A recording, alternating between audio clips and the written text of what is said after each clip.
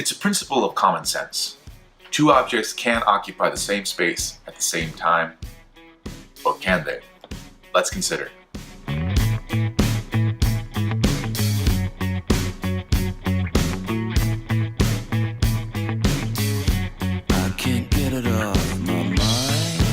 Hello philosophers, I'm Chico. Welcome to the Philosopher Show, where we consider the greatest questions of human history.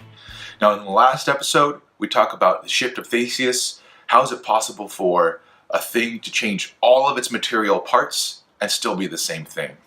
This time, we're going to give the most common answer. It's so common that it's called the standard account. I personally don't buy it, but a lot of people do. So we'll talk about that today.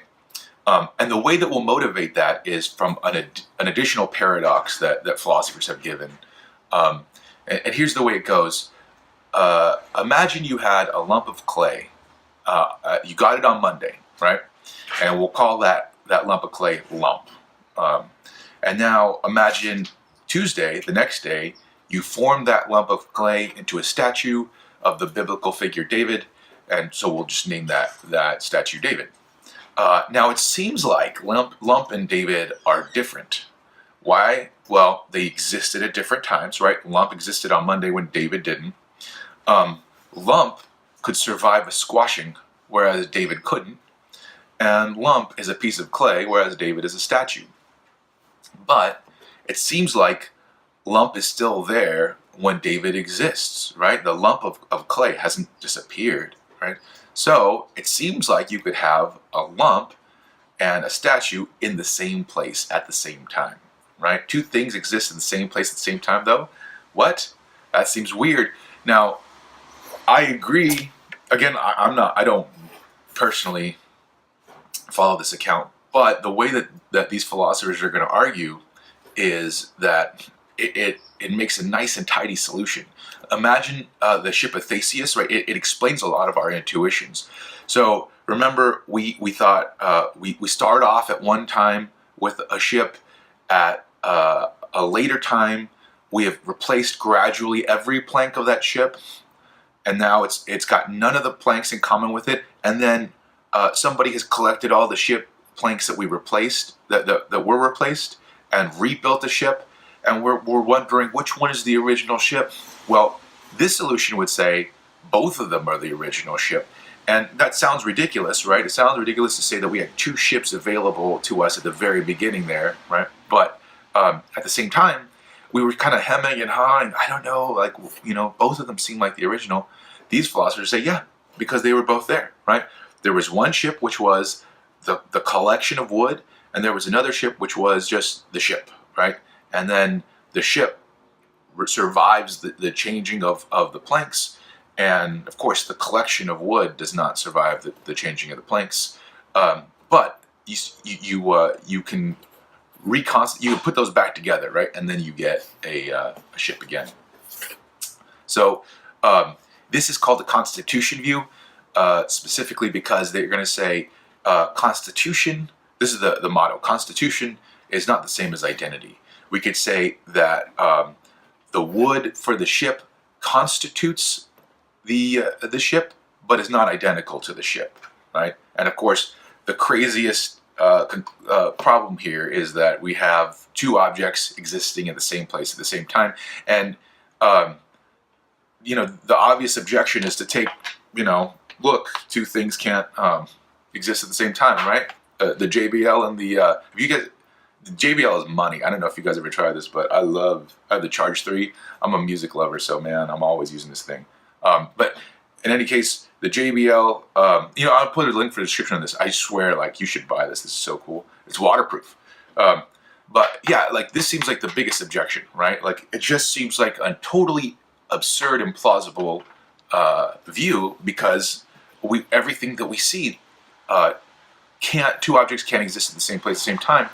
However, the response here is, but these two objects share all of the same parts, right? I know if you're laughing right now because it's probably because you're not a philosopher. I don't mean to be like a jerk. I didn't mean like that. I mean, philosophers think about stuff in this way, and so they can have, these wild theories and just be kind of like, yeah, I mean, there's a lot of, and like, check my article on what should we think when philosophy gets weird, right? Um, it's not necessarily a good objection to say, yeah, that sounds really weird, man. I don't know, because the world is weird, right? One of the things they can do is point to bizarre stuff that happens at the quantum level, right? You have quanta exhibiting all kinds of properties that don't exist in the macro world. So why not think that in this, the metaphysical world, and I don't mean that by the new agey metaphysical, right, crystals and everything, but I mean in the philosophical sense of just at the very root of being. At the very root of being, why not think that you could have something like this, where two objects are occupying the same space because they're different kinds of objects, and yet they share the same parts. Personally, to me, like I said, I don't really follow this solution. I used to think, and I'm still not sure, but I used to think that I didn't like this because I thought it multiplied entities into infinity, right? Because like you start with the collection of wood and an original ship, and that ship is there,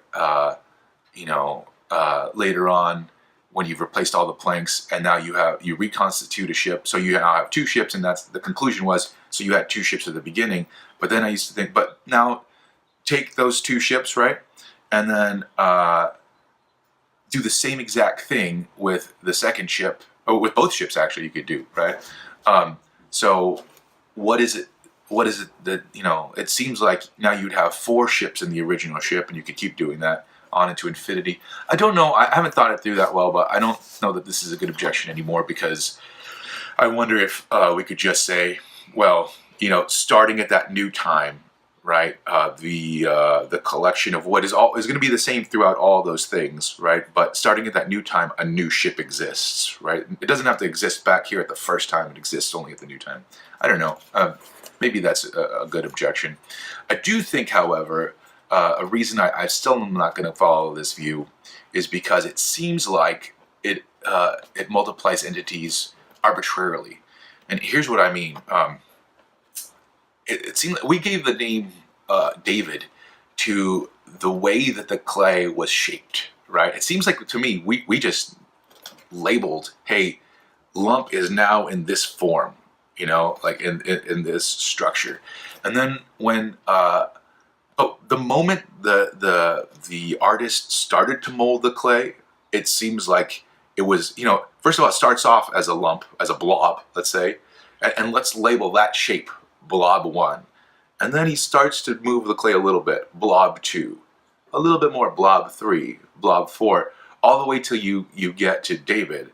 And I don't see any reason why David is more of an entity than any one of those other, any one of those other shapes.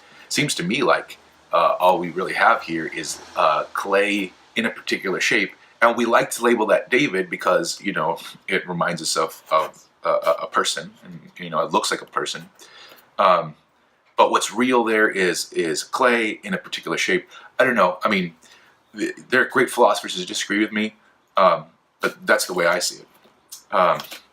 Anyway, like I always say, I think the best philosophy happens in dialogue. So tell me what you think. Does this solve the problem of the Ship of Theseus? Right? Would you buy both ships, thinking like, yeah, they were both the original ships? What would you do? Also, please don't forget to like and subscribe and comment, and I'll talk to you guys later. Adios.